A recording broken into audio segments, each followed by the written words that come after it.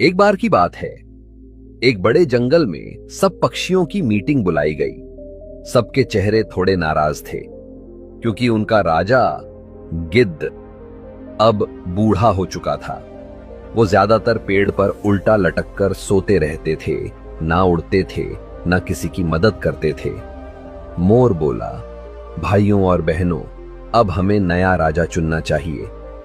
गौरैया बोली, सही कहा, हमारे राजा तो अब उड़ भी नहीं पाते। तोता बोला, हां, खतरा आने पर ये तो बस कहते हैं, मैं बाद में आता हूं। सभी पक्षी हंसने लगे।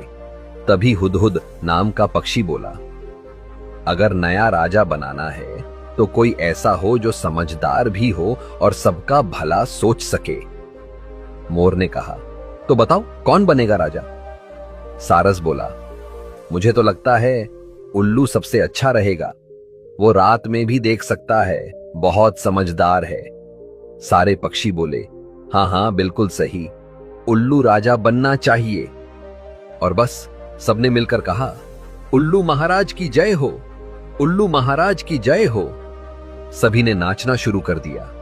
तोते ने फूलों की माला लाई, गौरैया ने गीत गाए और मोर ने अपने पंख फैलाकर झूमना शुरू कर दिया। पूरा जंगल उल्लू महाराज के स्वागत में नाचने लगा। थोड़ी देर बाद गिद्ध राजा वहां आए। उन्होंने देखा कि सब उल्लू की जय जयकार कर रहे हैं। उन्होंने पूछा, अरे ये सब क्या हो रहा है? मोर बोला, राजा जी, हमने नया राजा चुन लिया है।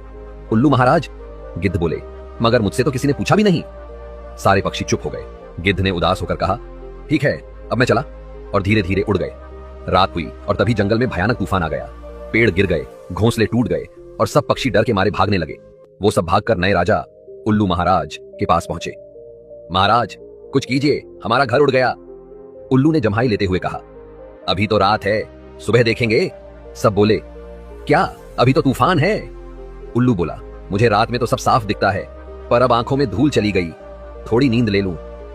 और वो खर्राटे मारने लगा।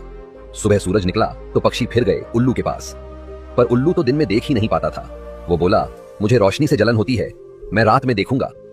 अब सब पक्षी परेशान हो गए। सब बोले, अरे ये कैसा राजा है जो दिन में देख नहीं सकता और रात में सो जाता है? सबको अपनी गलती समझ आ गई। सभी ने कहा, हमें पुराना गिद्ध राजा ही सही था। भले ही वो बूढ़ा था, लेकिन जरूरत पड़ने पर मदद करता था। उस दिन सबको एक बात समझ आई, हर नया दिखने वाला अच्छा नहीं होता। कभी कभी पुराना ही सच्चा और भरोसेमंद होता है। कहानी की सीख, किसी को सिर्फ उसकी बातों या दिखावे से मत परखो, देखो वो काम कैसे करता है, क्योंकि असली समझदारी हमेशा काम से दिखती है, बातों से नहीं।